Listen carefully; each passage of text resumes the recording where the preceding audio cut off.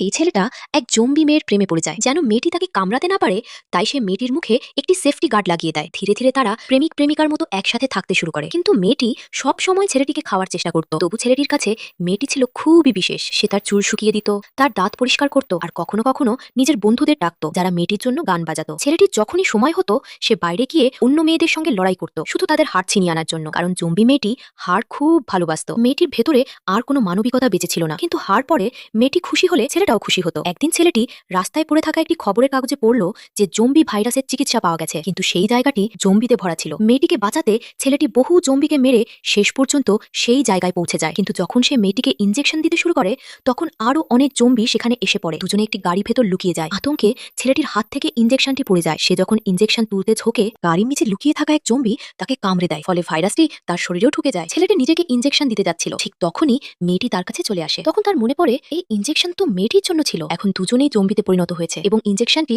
মাত্র একজনকেই বাঁচাতে পারে। ছেলেটি হেসে মেয়েটিকেই ইনজেকশন দিয়ে দেয়। ধীরে ধীরে মেয়েটির দেহ স্বাভাবিক হতে থাকে এবং সে আবার মানুষে পরিণত হয়। কিন্তু এখন তার ভেতরে ছেলেটির কোনো স্মৃতি আর অবশিষ্ট নেই। ছেলেটি পুরোপুরি জম্বিতে পরিণত হয়ে গেছে। তবুও সে মেয়েটিকে ভীষণ ভালোবাসত। ঠিক তখনই কিছু ক্ষুধার্ত জম্বি মেয়েটির উপর হামলা করতে আসে। ছেলেটি তার সামনে ঢাল হয়ে দাঁড়িয়ে মেয়েটিকে বাঁচায়। মেয়েটি অবাক হয়ে তাকিয়ে থাকে। একটা জম্বি তাকে রক্ষা করছে কেন সে বুঝতে পারে না। মেয়েটিকে বাঁচানোর পর ছেলেটি মেয়েটির মুখ থেকে সেফটি গার্ড খুলে নেয়, নিজেই সেটা পরে নেয় এবং সেখান থেকে চলে যায়।